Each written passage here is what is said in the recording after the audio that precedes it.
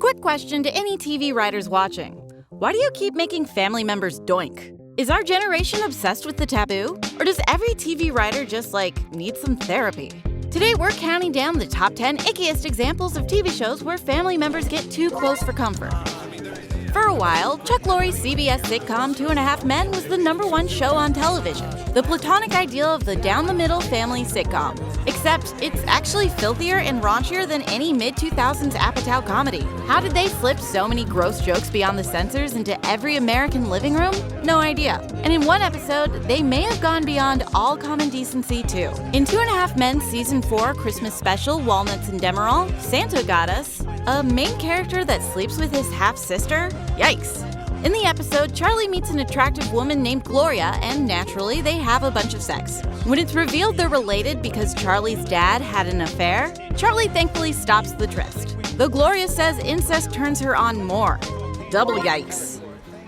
You know what, Jerry? You and your crew covered the darkest and wildest subjects on your iconic sitcom, emboldened by co-creator Larry David's creed of no hugging, no learning. And you contributed countless phrases to our cultural lexicon, too. But we're gonna say it. When it comes to incest, there's something wrong with that. George gets cut off by his parents in a Season 9 episode, The Junk Mail. The sudden move prompts Mr. Costanza to reevaluate his life decisions and, just kidding, he dates his cousin to get his parents to re-enter his life. Gross? George's cousin is into it. Less gross, they never kiss or make it to the bedroom.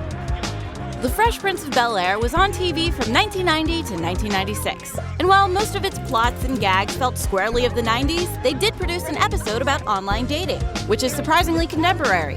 Also surprisingly contemporary, the fact that this episode culminated with an incestual surprise. Ready to hear the story all about how Carlton and Hillary's life got flipped upside down? When the Banks siblings filled out their online dating profiles in Season 5, episode To Thine Own Self Be Blue and Gold, they found their perfect matches. They got ready for their dates, and they discovered their perfect matches were each other. Luckily for us, they danced their way out of that situation quickly enough. It's not unusual to be loved by anyone, except your sibling.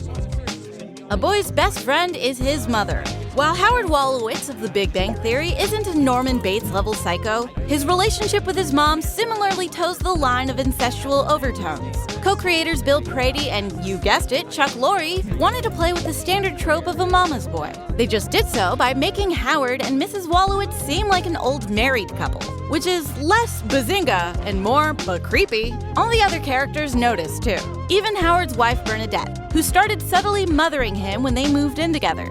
Sheldon had a typically pointed analysis, saying that Howard has an unresolved Oedipus complex. It's also worth noting that Howard, before he got married, was easily the most sexually curious of all the characters. And we don't want to make you think about where that may have come from. Oops, too late. Futurama, that beloved cult comedy classic, won a 2002 Emmy for Outstanding Animated Program. What episode delivered that award straight to their door? Season 3's Roswell That Ends Well, a time travel episode acclaimed for its clarity, joke a second apace, and yes, very explicit incestual plot twist. You know that novelty song, I'm My Own Grandpa? That's basically a spoiler alert for this episode. Due to an accidental fusion of energy from a supernova and, some Jiffy Pop popcorn, the Planet Express gang travels back in time to 1947, in Roswell, New Mexico, known for its controversial history with aliens. Among their many shenanigans, Fry meets a young woman named Mildred and engages in an affair with her. It is, of course, revealed that she is Fry's grandma. Talk about gross butterfly effect. Teen drama Pretty Little Liars started on ABC Family, even though its soapy plotlines are anything but family-friendly. Then, the network rebranded to Freeform, which makes more sense given the show's predilection for freely exploring the formation of families. What we're trying to say is that Pretty Little Liars had not one, but two storylines devoted to incest. Spoiler alert. In Season 6, it was revealed that Cece Drake was the villainous A, which means when she was dating Jason, she was purposefully dating her own brother. Ew. Well, actually, it was later revealed that they weren't siblings, just cousins. Still, ew. Also, throughout the series, Jenna is obsessed with her stepbrother Toby. While technically not incest, this still deserves a hearty ew for making us say something is technically not incest. When you think about the 1950s Americana vibes of the original Archie comics, what's the first thing that comes to mind? Was it a dark horror-tinged gothic teen soap opera on the CW? Unless you're eccentric genius creator Roberto Aguirre-Sacasa, the answer is, of course not. That's a ludicrous tonal leap. And yet, Aguirre-Sacasa did it with aplomb. Just don't ask him about an incestual theory regarding the twin characters. Cheryl and Jason Blossom are introduced in the show's friggin' pilot episode professing their love to each other, while rowing a boat together and calling each other their soulmate. The episode may continue with the Blossoms literally holding hands and drinking milkshakes together, but actor Madeleine Petsch, who plays Cheryl, stated bluntly she's not in love with him in an intimate and sexual way, so we're good. American Horror Story, like much of Ryan Murphy's TV output, is not known for its restraint. And in each new season-long story, Murphy and company must find a new way to heighten the horrors they've depicted in seasons past. This all led to a particularly upsetting episode of the Coven season titled The Replacements. So Zoe brings Kyle back from the dead and is able to return him to life with his mother. That's nice, right? Unfortunately, it's assuredly not nice.